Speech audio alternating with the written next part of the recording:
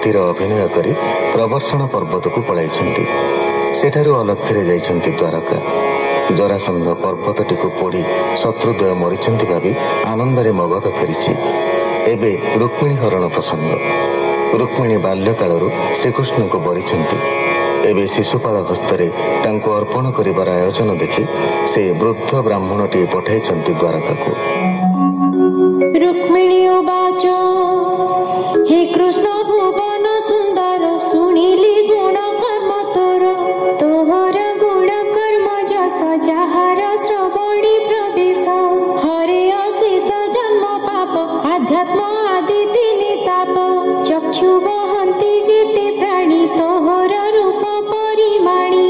ଅଖିଳ ଅର୍ଥ ଲାଭ ବଳେ, ଲଭନ୍ତି ରୂପ ଦେଖି ଡୋଳେ। ସେ ରୂପ କର୍ଣ୍ଣ ପଥି ଶୁଣି, ମୋହର ଚିତ୍ତ ଚକ୍ର ପାଣି।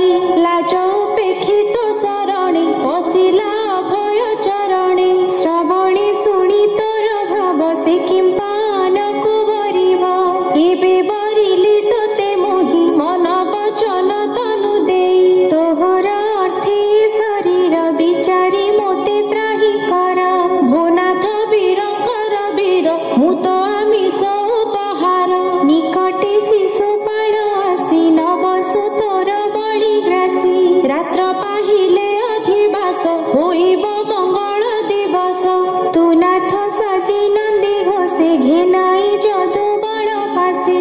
ମଙ୍ଗଳ କାଳେ ଗୋପ୍ୟ ହୋଇ, ଆସିବ ନ ଜାଣିବେ କେହି। ଗୁପତି ଗ୍ରାମ ଅନ୍ତେ ଥାଇ, ମୋର ଗମନେ ବାଟ ଚାହି। ସଂଗ୍ରାମୀ ରାଜା ଶିଶୁପାଳ, ମୋର ପିତାର ଯେତେ ବଳ। ଏହାଙ୍କ ଗର୍ବ ନାଶ କରି, ତୁ ମୋତେ ବଳେ ନିଅ ହରି। ରାକ୍ଷସ ମତେ ବିଭା କର, କିଣିଲା ସେବକୀ ମୁଁ ତୋର। ତୁ ନାଥ ଭାଳୁ ଅବାଚିତେ, ମୁଁ ତୋତେ ଆଣିବି କିମନ୍ତେ। ରାଜାର ଅନ୍ତପୁରେ ଥାଉ, ତୋତେ ପାଇବି ମୋହି କାହୁଁ। ତହିକି କହିବି ଉପାୟ, ଶୁଣି ମୋ ପ୍ରଭୁ ଦେବରାୟ। ଆମ୍ଭର ଅଛି କୁଳାଚାର, କନ୍ୟାକୁ କରନ୍ତି ବାହାର। ଭବାନୀ ପୂଜିବା ନିମନ୍ତେ, ଅମ୍ବିକା ଗୃହେ ଗ୍ରାମ ପ୍ରାନ୍ତେ। ଯାତ୍ରା ଉତ୍ସବେ ମୋହି ଯେବି, ଭବାନୀ ଚରଣେ ପୂଜିବି। ପଥେ ଆସିବା ବେଳେ ମତେ, ପ୍ରଜାରେ ଦେଖିବେ ସମସ୍ତେ। ଥିବି ମୁଁ ନାରୀଙ୍କର ମେଳେ, ସେଠାରୁ ନିଅ ମୋତେ ବଳେ। ଯାହାର ପାଦ ପଦ୍ମ ଧୂଳି, ମହତ ଜନେ ଶିରେ ବୋଳି। ନୀଳ ଲୋହିତ କରେ ଆସ, ଏଣେ ହୋଇବ ତମ ନାଶ। ସେ ପାଦ ପଦ୍ମ ମୋହି ଯେବେ, ଲଭି ନ ପାରିବି ପ୍ରସ୍ତାବେ। ବ୍ରତେ ସୁଖାଇ ପଞ୍ଚ ପ୍ରାଣ, ନିଶ୍ଚେ ଛାଡ଼ିବି ନାରାୟଣ। ଏମନ୍ତେ ସତେ ଜନ୍ମ ଯାଇ, ପ୍ରାଣ ଛାଡ଼ିବି ତୋର ପାଏ। ସତ୍ୟ ବଚନ ଏ ମୋହର, ତୁ କି ନ ଜାଣୁ ମାୟା ଧର। ବ୍ରାହ୍ମଣ କୃଷ୍ଣ ମୁଖ ଚାହି, ରୁକ୍ମିଣୀ ସନ୍ଦେଶ କହଇ। ବୋଲଇ ଯୋଡ଼ିବେନି କର, ଯେ ତୋର ଇଚ୍ଛା ଏବେ କର। କହଇ ଦାସ ଜଗନ୍ନାଥ, କୃଷ୍ଣ ଧଇଲେ ବିପ୍ରହସ୍ତ। ଇତି ଶ୍ରୀମଦ୍ଭାଗବତେ ମହାପୁରାଣେ ପାରମହଂସ୍ୟାଂ ସଂହିତାୟାଂ ଦଶମସ୍କନ୍ଧे उत्तरार्धे रुक्मिणी उद्वाह प्रस्तावे 55 अध्यायः। सुकवाच भीष्मक नन्दिनी रवाणी, गोविंद विप्रमुख शुणी। ब्राह्मण हस्त करे धरी, हसी बोलती नरहरी। मोहर तहि चित्त देई, रुक्मिणी निद्रा न लभई। मोहर मन से ही मत, रात्रे नुहई निद्रागत। जानई तार ज्येष्ठ भाई, मोर विभारे रोष होई। अनेक निंदा मते कला, शिशुपाल को से बरिला। मुहि आनिबि ताकु हरि, संग्रामे रे कुबल मारी। से कन्या आनंदिता देहि, अनल शिखा प्राय होई। मोहर पादे ध्यान करी, हृदय मोते अछि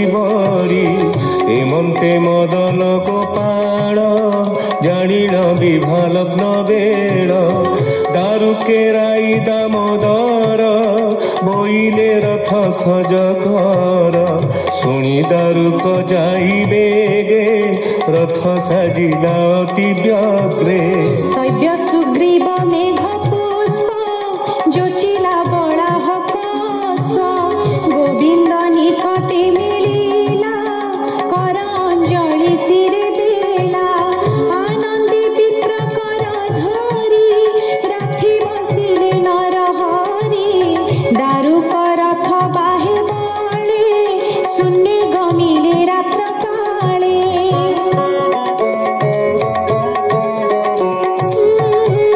नगरे करात्रे मिलिले अणप प्रभाते भीष्मक पुत्र बस होई शिशुपाळकु विभा पाई मंगल कार्य देई चित्त पुर मंडिला नरनाथ एमंते राजा दम घोष उत्सव कला निज देश पुत्रर शुभ अर्थे राजा पितृदेवता कला पूजा मंगल सूत्र बांधी हस्ते बसिला शिशुपाल रथे मत्त कुंजर स्वरथी पदाति तुले नरपति घिनाई चतुरंग बल बाजई वाद्य सुमंगल